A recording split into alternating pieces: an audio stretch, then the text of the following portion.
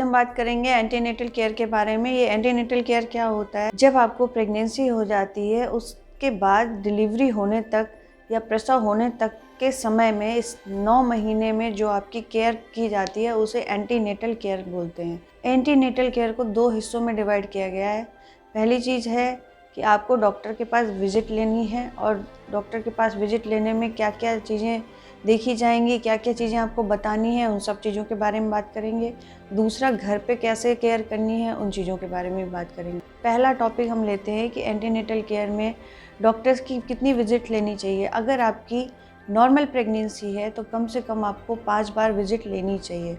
और उसके अलावा अगर कोई कॉम्प्लिकेशन है, आपकी कोई हिस्ट्री रही है या आपको कोई दिक्कत हुई है कभी पहले, कभी अबॉर्शन हो गए, इस प्रेगनेंसी से पहले कभी अबॉर्शन हुए हैं, या पीरियड्स में प्रॉब्लम रही है, या आपके पेरेंट्स में डायबिटीज़, थायराइड या कोई डिज़ीज़ रही हुई है, आपको कोई डिज़ीज़ रही है, इन सब चीज़ों की वजह से कॉम्प्लिकेटेड हो सकती है ये प्रेगनेंसी। तो ऐसी प्रेगनेंसी में कम से कम 10 विज़िट लेनी है। जब आप डॉक्टर के पास जाएंगे तो आपको अपनी क्या क्या चीज़ें बतानी है। आपको सबसे पहले अपनी मेंस्ट्रुअल हिस्ट्री बतानी है, आपका पीरियड कैसा आता था, कितने दिन फ्लो रहता है, किस तरह की ब्लीडिंग रहती है, ब्लीडिंग बहुत ज़्यादा होती है या बहुत कम होती है, फ्लो बहुत ज़्यादा होता है या कम होता है, पीरियड आपको 28 से 30 दिन में आ जाते हैं या एक्सटेंड हो जाते थे। जैसे कि कुछ पेशेंट्स कहते हैं कि हमको पीरियड 1.5 महीने बाद या 2 महीने बाद, किसी किसी को 3-4 महीने भी हो जाते हैं। ये ऐसे पीरियड जो है पीसीओडी के पेशेंट्स होते हैं मोस्टली, तो उसकी वजह से भी हो सकता है। तो इसे कहते हैं आपकी मेंस्ट्रुअल हिस्ट्री। दूसरा ये है कि अगर आपकी फैमिली में जो फीमेल है उसकी फैमिली में उसके पेरेंटल कोई डिजीज़ रही है, थायराइड की, शुगर की या बीपी की शिकायत वगैरह रही है, तो वो आपको डॉक्टर को ज़रूर से ज़रूर बताना है। वहाँ पर डॉक्टर आपका चेकअप करेंगे। जब भी आप विज़िट के लिए जाएंगे हर बार आपका बीपी, वेट, फंडल हाइट वगैरह देखा जाएगा, जिससे बच्चे की ग्रोथ कैसी हो रही है, कम है, ज़्यादा है। इस टाइम जितने महीने पे आप जा रहे हैं, जितने हफ्ते पे जा रहे हैं, उतने हफ्ते पे उतनी ही ग्रोथ है। डॉक्टर आपके पेट को चेक करके देख के बताते हैं कि आपके बच्चे की ग्रोथ ठीक है या नहीं है, या उसके अलावा उसमें क्या क्या जांचें होनी है। अगर कुछ दिक्कत आ रही है या आपका टाइम ज़्यादा है, जैसे कि आपकी फंडल हाइट 30 हफ्ते की आ रही है, लेकिन आपका जो पीरियड की डेट थी उससे जो काउंट किया गया उसके हिसाब से 8 महीने हो रहे हैं या 34 हफ्ते आ रहा है, मीन्स बच्चे में कुछ ना कुछ दिक्कत हो रही है। तो उसके लिए डॉक्टर आपको कुछ टेस्ट सजेस्ट करेंगे, वो भी आपको कराने हैं। इस पूरी 9 महीने की प्रेगनेंसी में कुछ जनरल टेस्ट भी होते हैं। आप में खून की कमी है या नहीं है, ब्लड ग्रुप कैसा है, आपकी पूरी बॉडी का चेकअप होता है, सिर से लेकर पैर तक।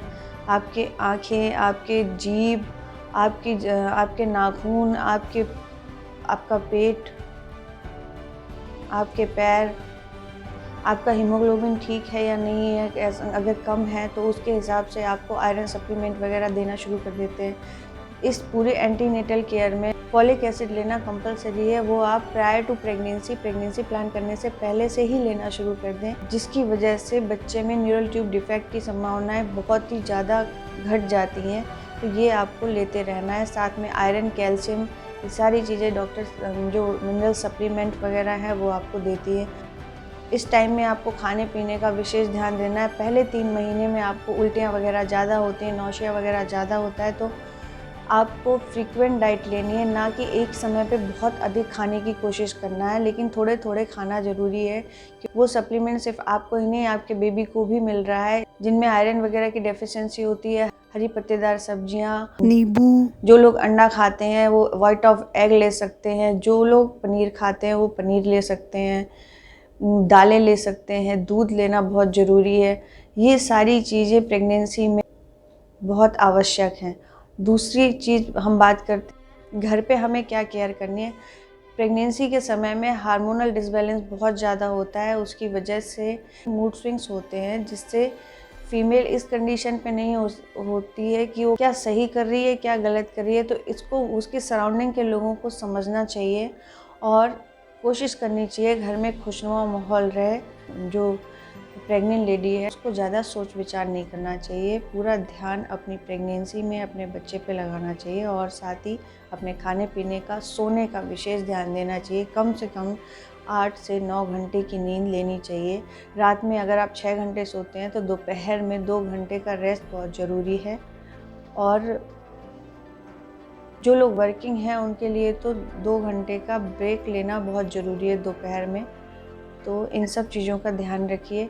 अगर आपको ये वीडियो पसंद आई हो तो प्लीज़ लाइक करें, सब्सक्राइब करें एंड शेयर करें। Thank you.